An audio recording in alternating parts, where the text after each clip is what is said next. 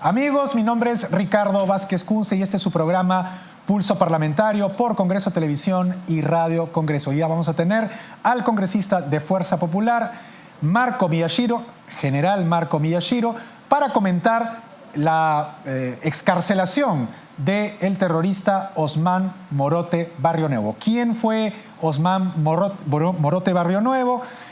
¿Qué hizo para purgar 25 años de prisión?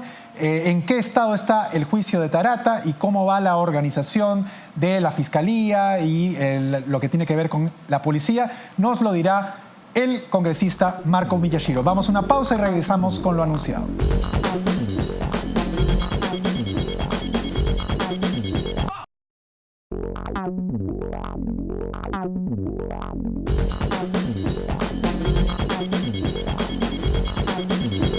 Amigos, regresamos con lo anunciado. Está hoy día el congresista de Fuerza Popular, Marco Miyashiro, al cual le damos la más cordial bienvenida al programa. Encantado, congresista, de tenerlo en Pulso Parlamentario. Este lunes, en una ceremonia en la Plaza Bolívar, se rindió homenaje a los ex rehenes del MRTA. El presidente del Congreso encabezó ese homenaje y usted estaba en la mesa de honor. Se trata de un evento que dura 2 semanas para que el público pueda asistir a la Plaza Bolívar y ver en una serie de stand, temas alusivos al terrorismo, a la lucha contra el terrorismo. Y en esa ceremonia, donde también se encontraba el almirante Gianpietri, que ha sido vicepresidente de la República, se dijo, ¿no?, lo injusto que era que aquellos que combatieron contra el terrorismo, entre ellos está el almirante, tuviesen todavía que estar yendo a los juzgados, porque nunca se cerraba ese capítulo, esa herida. Siempre los que habían combatido el terrorismo tenían que estar pasando por juicios, por acusaciones, y era muy injusto. El día de ayer se ha conocido, ¿no es cierto?, por todos los medios de comunicación, que el número 2 de Sendero Luminoso, el terrorista Osman Morote Barrio Nuevo, va a seguir su juicio, ¿no es cierto?, el caso Tarata, en libertad condicional, es decir, en arresto domiciliario. Ha salido de la prisión o va a salir de la prisión para ir a Chaclacayo, si no me equivoco, donde tiene una residencia su familia, y ahí va a esperar o ahí va a atender el juicio por Tarata. ¿Qué opinión le suscita este contraste entre el homenaje del lunes a los héroes, policías, miembros de las Fuerzas Armadas que combatieron el terrorismo, y precisamente al día siguiente sale es ordenada la libertad condicional de Osman Morote Barrio Nuevo? Un saludo a todos Gracias. Los televidentes de Pulso Parlamentario. Y verdaderamente los sentimientos, las sensaciones son sumamente contradictorios. Con relación a la ceremonia del día lunes, era la inauguración de la exposición para que durante estos 15 días la población, especialmente nuestra juventud, pudiera visitar los diferentes stands que se encuentran instalados en la Plaza Bolívar y tomen contacto directo con los representantes de la Marina de Guerra del Perú, del Ejército Peruano, de la Fuerza Aérea, de la Policía Nacional, y conozcan cómo las fuerzas del orden están y se encuentran al servicio de nuestra patria. Y efectivamente al día siguiente viene la infausta noticia para los ciudadanos de bien que uno de los líderes más prominentes de esta organización terrorista Sendero Luminoso va a ser puesto en libertad.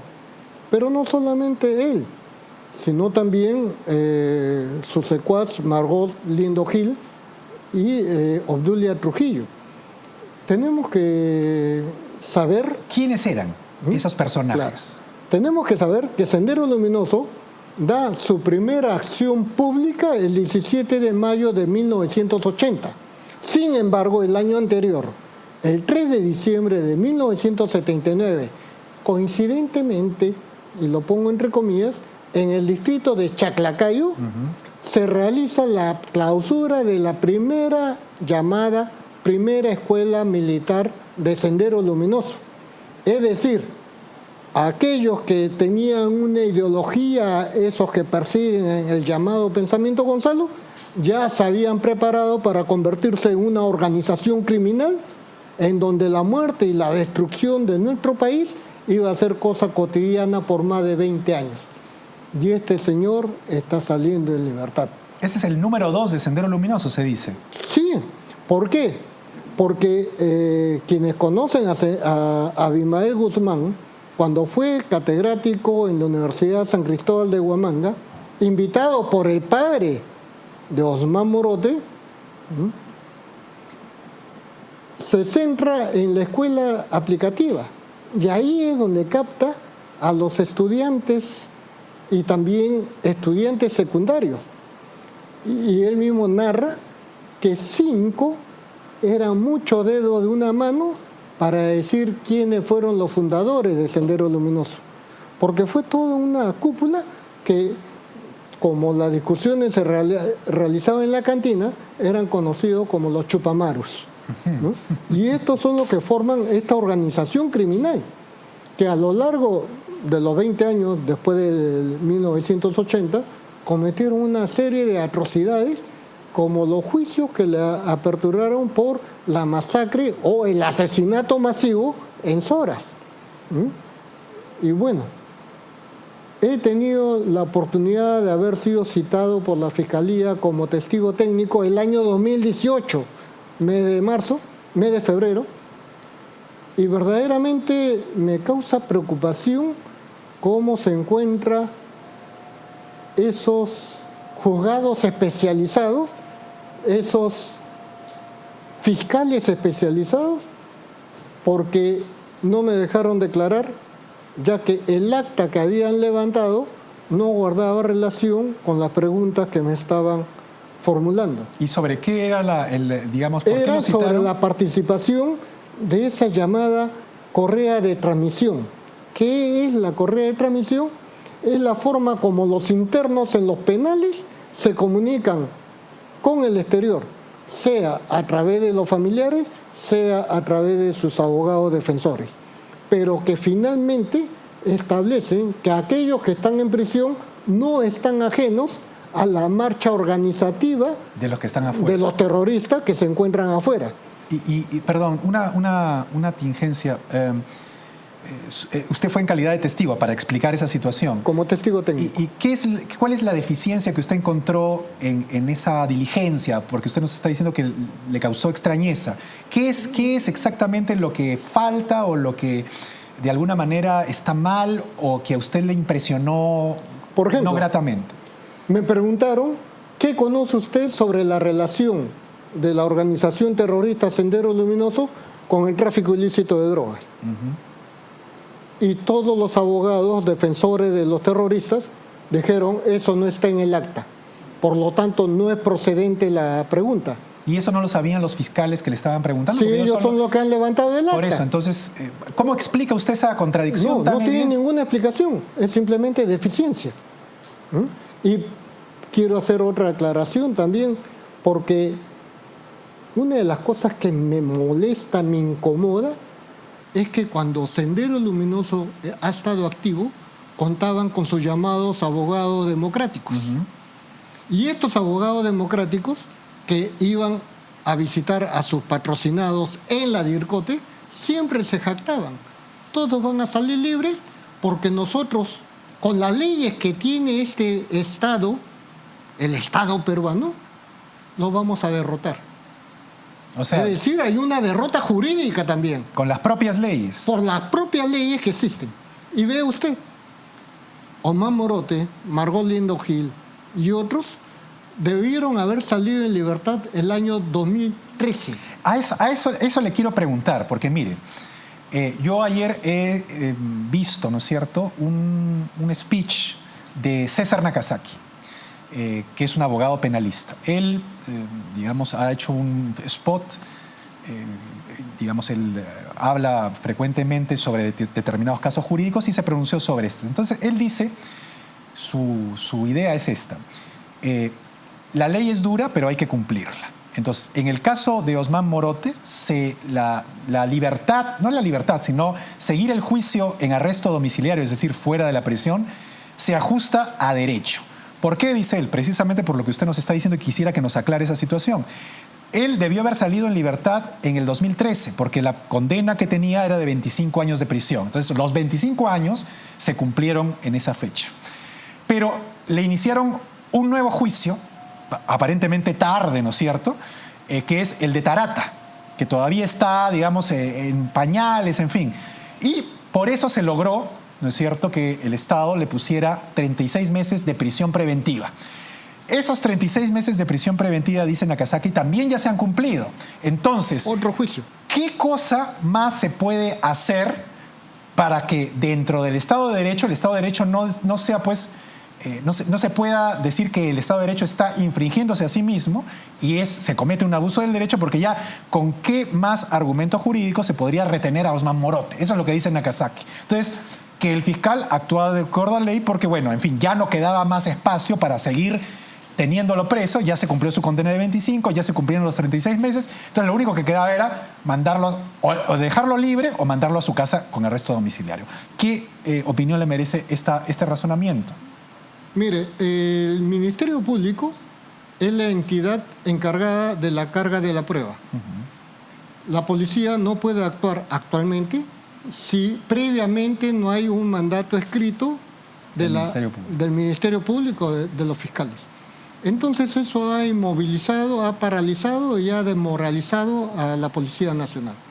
Pero en el caso de estos juicios, que del 2013 al 2018 son 5 años, y no haya una sentencia, pues el Ministerio Público no ha sabido presentar debidamente la carga de la prueba y el Poder Judicial se ha visto atado de manos para dar una sentencia. Pero es real que debemos ser respetuosos de la independencia de los poderes, pero se pone en evidencia que hay deficiencias que hay que superarlas. Como la que usted dice de su propia experiencia, siendo testigo de ese caso. Claro. Que, digamos, usted dice que los fiscales preparan una serie de preguntas que al final pueden ser impugnadas porque no estaban en el acta. Y el año 2018, cuando se hablaba, me preguntaron sobre el atentado terrorista de Tarata. Dijeron, eso no ha sido un atentado terrorista en Girón Tarata porque fue planificado para la avenida Larco. ¿Y eso qué tiene que ver? Y eso, o sea, digamos... que la avenida Larco no es el Girón Tarata. O sea, que era por una... Pero era el argumento de los abogados democráticos, abogados defensores de los terroristas, que anularon la pregunta. Entonces, ¿qué iba a responder? Y es más, cuando ya me preguntan sobre esa relación con el tráfico ilícito de drogas, dijo, no está en el acta, no puede responder.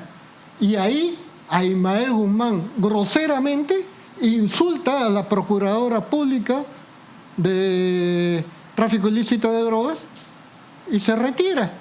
Es decir, una falta total de imponer la autoridad del Estado a través de los otros poderes, como es el Poder Judicial.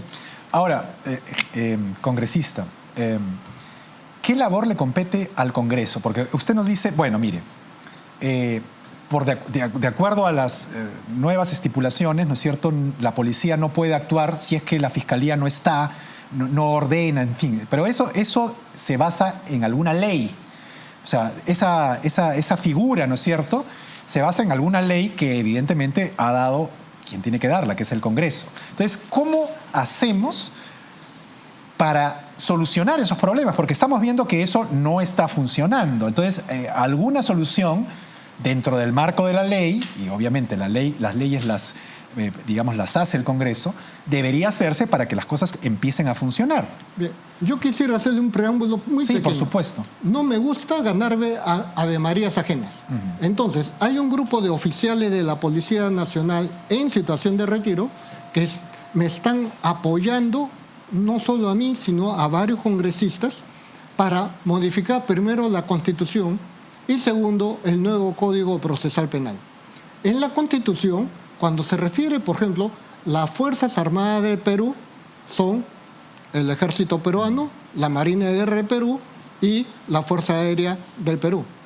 Entonces queremos hacer una reforma constitucional para que la Policía Nacional del Perú está compuesta por una entidad policial encargada de la prevención, el orden, la seguridad, y una encargada de investigación. Porque tenemos que tener investigadores policiales profesionales, pero tiene que ir aparejado con el cambio en el nuevo Código Procesal Penal. Perdón, una pregunta. O sea, lo que usted nos dice es que en ese artículo que se proyecta modificar, esa propuesta que se proyectaría modificar,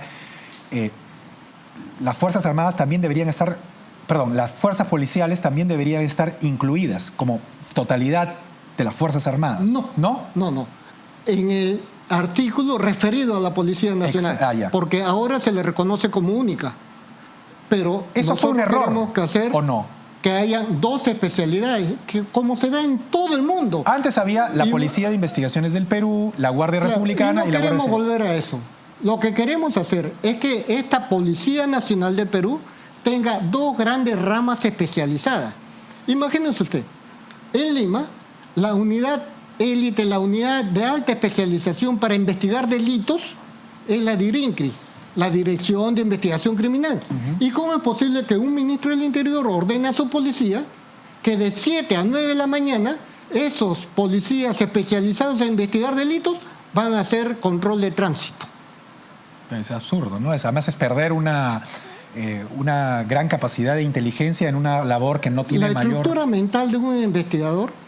Y también quería resaltar que la investigación policial es profesional.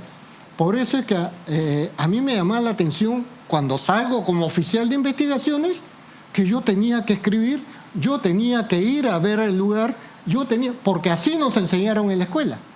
En tanto que un oficial encargado de orden público, seguridad, tiene a los suboficiales para que cumplan sus órdenes.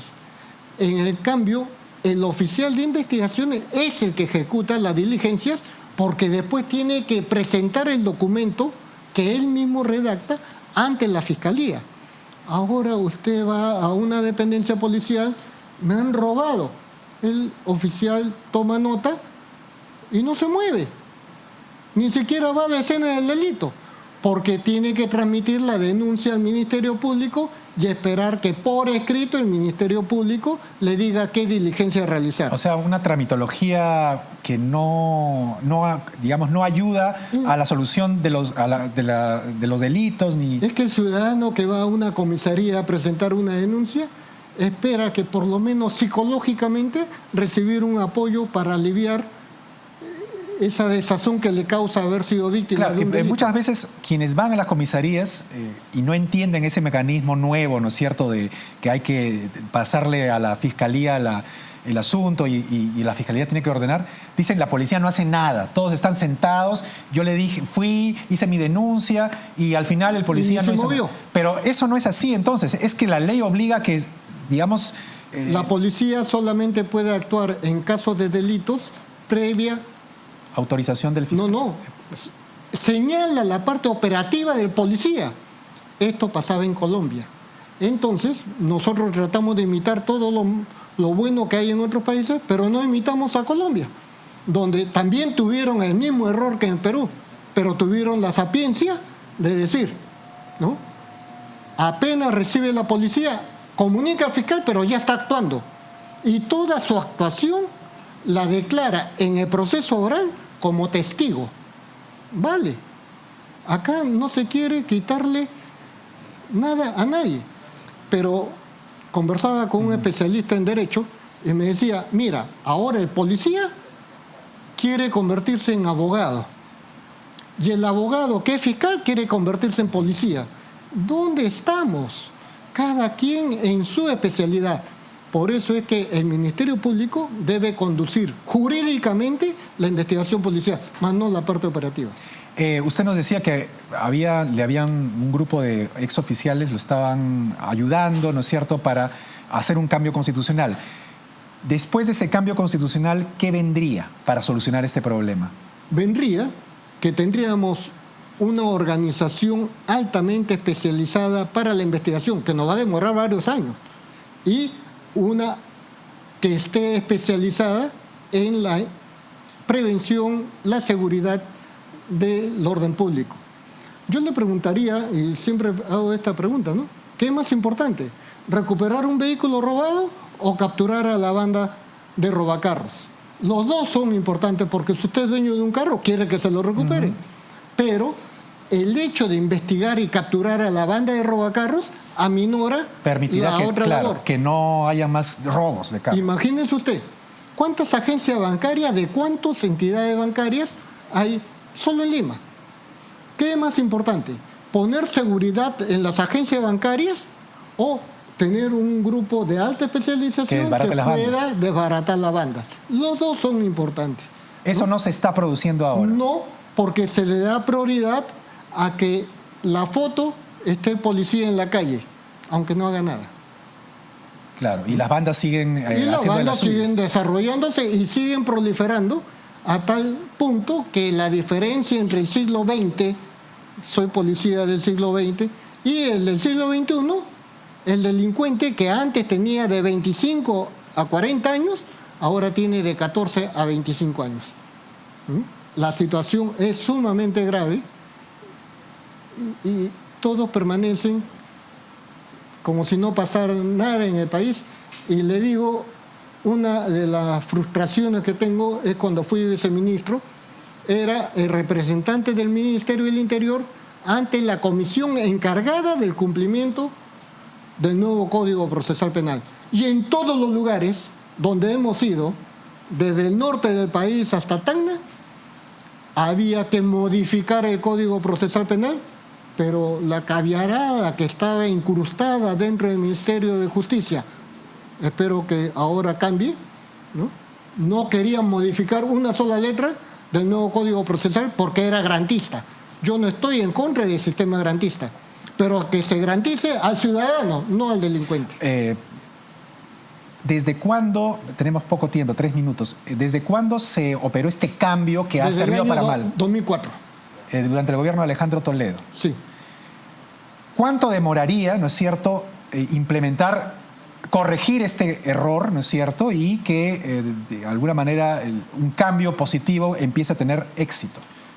Este nuevo ministro del Interior, todavía no lo he escuchado, no tengo por qué tener dudas de su capacidad. Ha hecho público a través de algunos medios que deben salir especialidades, ¿no? Pero si a estas especialidades, como lo hizo en la postremería del gobierno anterior, antes de Vizcarra, van a mandar a los especialistas en investigación a controlar el tránsito, estamos mal, ¿no? Nada. Yo lo acepto porque también desde cadete y en mi vida oficial, cuando han habido eventos nacionales, convocaban a todos, por ejemplo, una cumbre, ¿no? Por ejemplo, un APEC, pero son cosas excepcionales. Son cosas, situaciones excepcionales, ¿no? Yo me imagino, por ejemplo, para los panamericanos, se justifica un tipo de este nivel, ¿no? de acontecimiento. Pero para las cosas cotidianas tiene que respetárselas. Entonces, cada uno en su lugar. Sí, y con todo el respeto que se merece, porque sé que es un tipo honrado, el nuevo ministro del Interior, yo quisiera que le ponga mucho ojo, ¿no? Con ese ojo de ver que debe tener el policía, a lo que es la división de investigaciones de alta complejidad, porque eso ha sido manejado políticamente para perseguir a políticos, y eso no se puede admitir dentro de una Policía Nacional que debe estar al servicio del ciudadano, no del partido político de gobierno. Congresista, tenemos un minuto. Yo quisiera que le recuerde al público por qué fue condenado a 25 años de prisión Osman Morote Barrio Nuevo. Bien. Cuando comienza Sendero Luminoso, hacen el comité principal, que es Ayacucho, y luego se van encaminando hacia el norte. Y para el norte nombran a Osman Morote Barrio Nuevo, que sea su responsable. Entonces se comienza a cubrir desde Tumbes hasta Ancash y toda la serranía norte del país. Para que tengan un ejemplo cuán importante era el Comité Regional Norte. Cuando cae en 1988 Osman Morote, su reemplazo tuve la oportunidad de capturarlo en 1994. Era el que actuaba en Lima y el que le mete 3 balazos en la cabeza al presidente del Jurado Nacional de Elecciones, Domingo Rada. García Rada. Sí, Domingo García Rada, ¿no? ¿Por qué? Porque era ese el tipo de condiciones que tenía que tener un dirigente para el norte del país. General, lamentablemente no hay tiempo para más. Yo le agradezco mucho, Gracias a usted. congresista. Disculpa que haya alzado la voz, no es mi estilo. Todos estamos de alguna manera pero indignados por esta situación. Me siento bastante indignado. Muchas gracias por su presencia en el programa. Amigos, no hay tiempo para más. Conmigo será hasta una siguiente emisión de Pulso Parlamentario por Congreso Televisión y Radio Congreso.